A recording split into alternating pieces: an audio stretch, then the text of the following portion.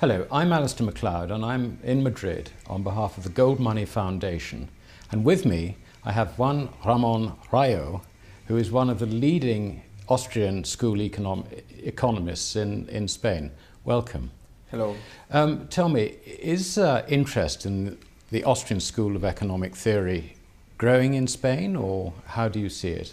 Yeah, I think it is growing, especially not in the academia, because, well, we know that the academia is closed and it's not willing to accept ideas who don't fit in their framework, in their established framework.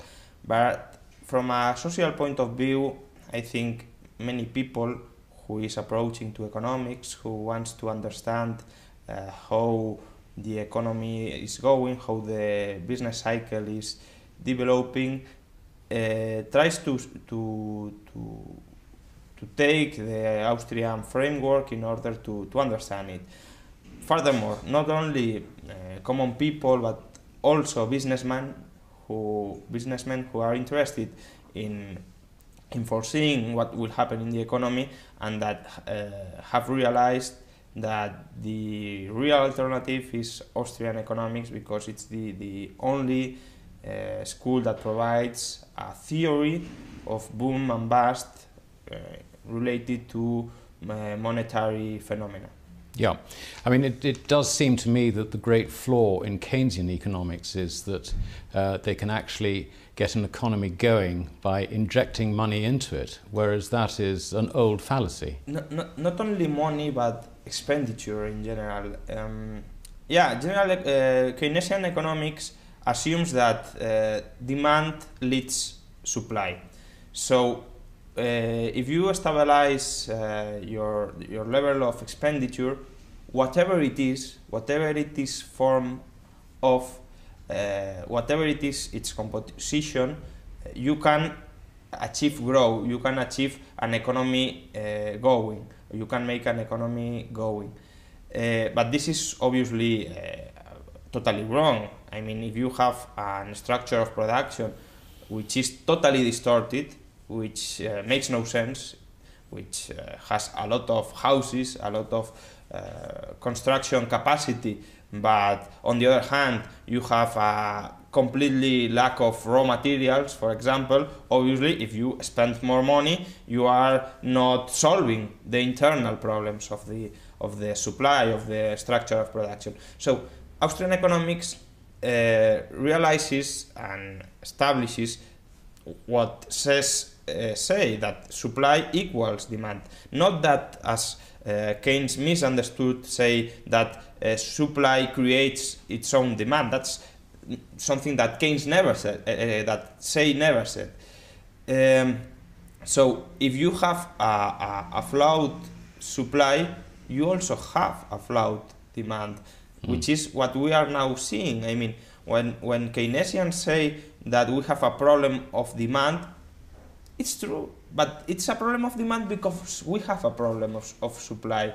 You cannot solve supply from demand because the structure of production, the structure of capital is so heterogeneous, it's so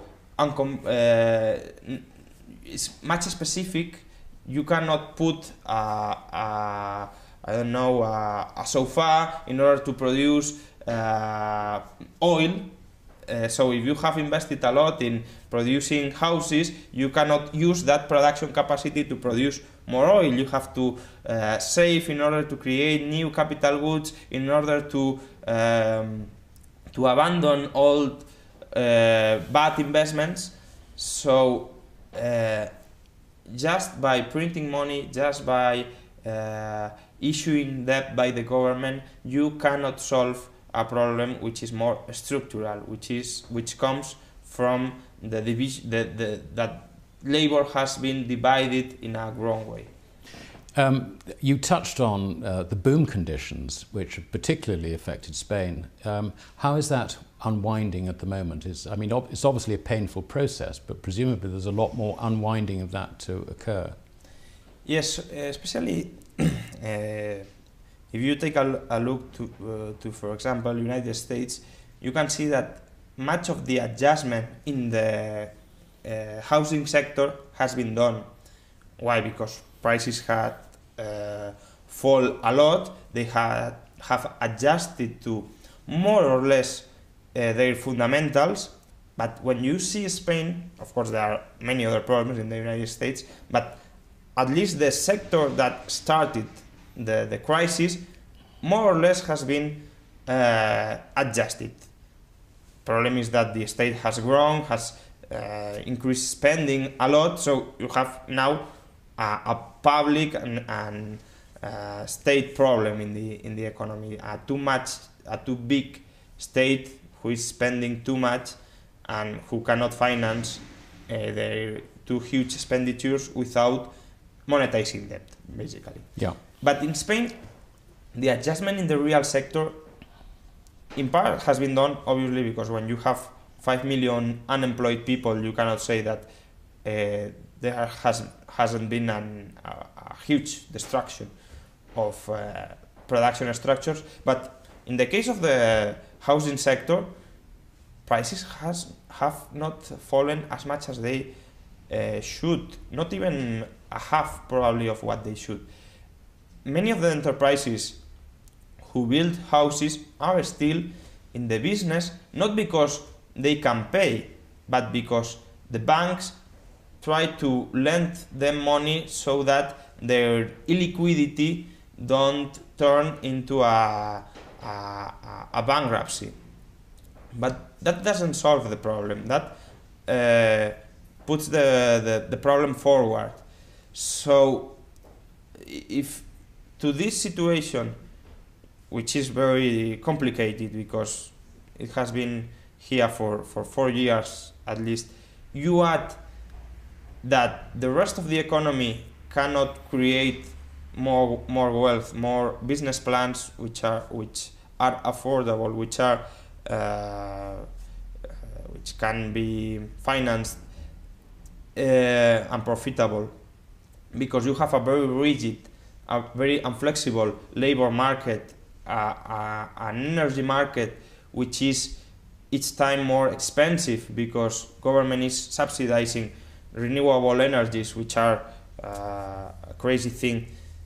If you add to this framework of the economy, which is very complicated, and a state which has the same problems than that of the United States, but without the printing press, then you have the current situation, because government cannot print money, so private savers see how is the economy, how is the whole society. So how can you repay a debt if your economy is falling and your debt is increasing? Absolutely. And from what you say, that the process has hardly started. And presumably it's very difficult for the politicians, not only in Spain but elsewhere in Europe, to accept that we're now in a sort of period of overall money contraction in terms of bank credit, because the banks naturally have become more cautious. They want to maybe defer the bankruptcies, say, in the construction sector, as you described. But it's a process, this sort of stopping the banks from contracting their credit is a very difficult thing to control and manage, I would think. It's an impossible process. I mean, the problem is not only that banks don't want to lend, it's also that private people in general, of course you have exceptions, but as an aggregate, if we want to think in aggregate terms, don't want to borrow, because they have reached a point of debt saturation. They are so much indebted that they don't want more debts, because they cannot even pay current debts. It's nonsensical that they assume more debts. So we are in a process of private deleveraging, because all agents, families, enterprises, even banks want to reduce their debts. What happens? Governments don't want to assume this, because this obviously is painful. You have to go through a process where, well, aggregate demand was composed by future goods, by credit. So if not only the level of credit expansion reduces, but in fact goes back, during a time you have a contraction of demand and then a necessity for restructuring the structure of production, for readjusting the structure of production. And that is painful, that is unpopular. So governments want to stabilize, as Keynes said, aggregate demand. And how they do? Well, if private people don't want to get indebted, they go indebted by other people. So they issue debt and they monetize debt. During a time, well, especially if your currency is an international reserve, like the United States, that may not have bad consequences, or at least bad consequences that you can see. For instance, inflation. You cannot see a huge inflation even when they are printing huge quantities. But in fact, by printing money, you are destroying capital, you are destroying savings, and you are delaying the adjustment process. So society is getting poor, it is more indebted, people want to be less indebted, but governments make them more indebted. They borrow money faster than private people repay debts. And of course, printing money destroys savings, and you cannot have a sustainable economic growth without the savings, of course, to provide the investment for free enterprise and the entrepreneurs to get going again. In their framework, in their established framework, but from a social point of view, I think many people who is approaching to economics, who wants to understand how the economy is going, how the business cycle is developing, tries to take the Austrian framework in order to understand it.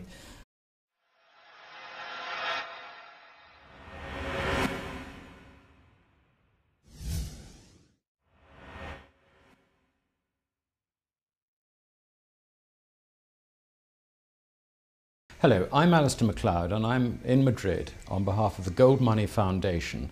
And with me, I have one Ramon Rayo, who is one of the leading Austrian school economists in Spain.